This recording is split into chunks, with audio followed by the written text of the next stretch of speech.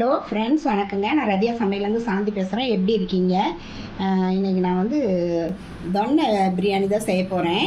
மட்டனை வச்சு நான் எப்படி செய்கிறேன்னு உங்களுக்கு செஞ்சு காமிக்கிறேன். ஃபஸ்ட் டைம் வீடியோ பார்க்குறவங்க தான் சப்ஸ்கிரைப் பண்ணிக்கங்க. பக்கத்தில் இருக்கிற ஒரு பெல் பட்டனை கிளிக் பண்ணிங்கன்னா நான் போடுற வீடியோவில் உங்களுக்கு உடனுக்குடன் வந்து சேரும். வாங்க வீடியோக்குள்ளே போகலாம்.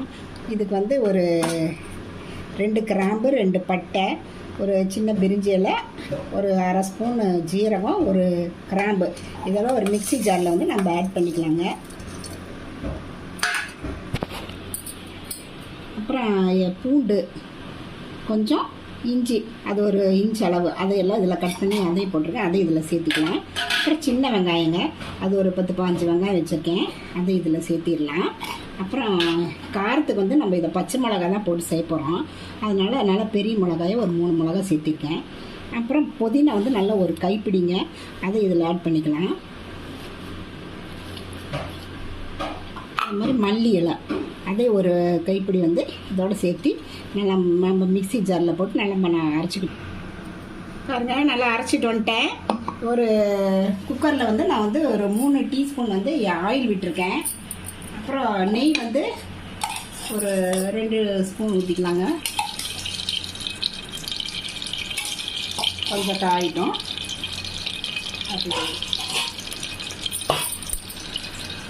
இது கூட 2 கிராம்பு, 2 பட்டை, 2 ஏலக்காய், ஒரு பிரிஞ்சி இலை, ஒரு அனாசி மொக்கு, ஒரு கல்பாசி, ஒரு மராத்தி மொக்குங்க, இது கூட சேர்த்துக்கலாம். பொரிட்டுங்க. பெரிய வெங்காயம் நல்லா இப்போ நைஸாக கட் பண்ணி வச்சுருக்கேன், அதை இதோடு ஆட் பண்ணிக்கலாங்க.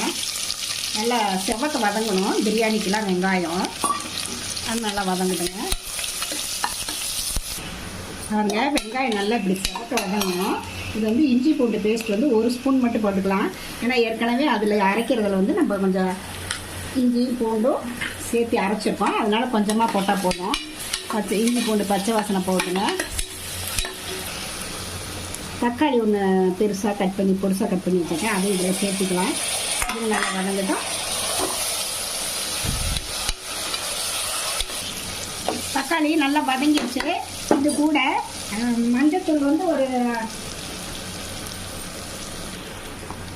1/4 டீஸ்பூன் போட்டுக்கலாங்க.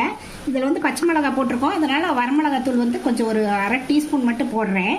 கொஞ்சமாக மல்லித்தூள் வந்து அது ஒரு அரை டீஸ்பூன், இது மட்டும் போட்டுக்கலாங்க. இது கூட வந்து நம்ம அந்த அரைச்ச மசாலாவை ஆட் பண்ணிக்கலாம்.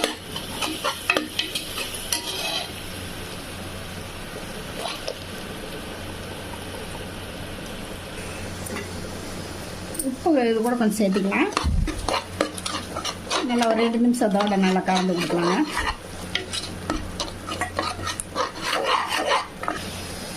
பிரியாணி மசாலா அது 1 ஸ்பூன் போட்டுக்கலாங்க. அப்புறம் தயிர் அது ஒரு டேபிள் ஸ்பூன் எடுத்து வச்சுருக்கேன், அதையும் சேர்த்திடலாம். ஒரு 2 நிமிஷம் இருக்கட்டுங்க. ஒரு 1/2 கிலோ மட்டன் வந்து ஒரு 2 விசில் விட்டு எடுத்துருக்கேங்க.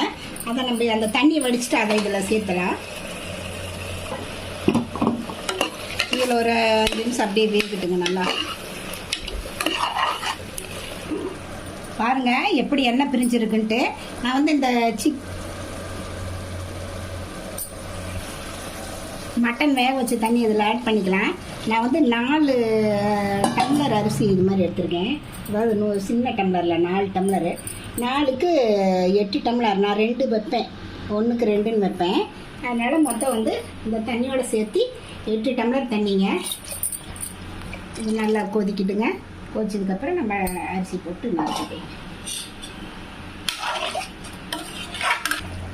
பாருங்க, நல்லா கொதிக்குதுங்க. நம்ம வந்து இந்த ரைஸ் இதோட சேர்த்துக்கலாம். இது வந்து சீரக சம்பா தான், இதுக்கு நல்ல டேஸ்ட்டாக இருக்கும். கொஞ்சம் லெமன் ஒரு அரை ஸ்பூன் ஊற்றிக்கலாங்க. நல்லா அது கொதிக்கிட்டுங்க. பாருங்க, எல்லாம் தண்ணியில் இதாகிடுச்சு, குறைஞ்சிருச்சு. இது வந்து நம்ம அப்படியே தம்மில் ஒரு 5 நிமிஷம் வச்சுருக்கலாம். 5 நிமிஷம் 10 நிமிஷம் அப்படியே போட்டு கீழே ஒரு தோசை கல்லை வச்சு அதனால்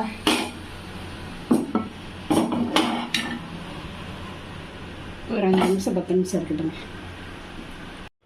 பாருங்கள், தம்மில் ஒரு 10 நிமிஷம் ஆயிடுச்சு. ரெடி ஆயிடுச்சு பாருங்க எப்படி இருக்குன்ட்டு. நல்லா வெந்துருச்சுங்க. நல்லா பளபளன்னு இருக்கு பாருங்க. இந்த மாதிரி தொன்னை பிரியாணி செஞ்சு நீங்களும் அசத்துங்க. ரம்யா சமையலுக்கு சப்ஸ்கிரைப் பண்ணுங்கள், லைக் பண்ணுங்கள், ஷேர் பண்ணுங்கள். அடுத்த வீடியோவில் வேறு ரெசிபி சந்திக்கிறேன். வணக்கங்க.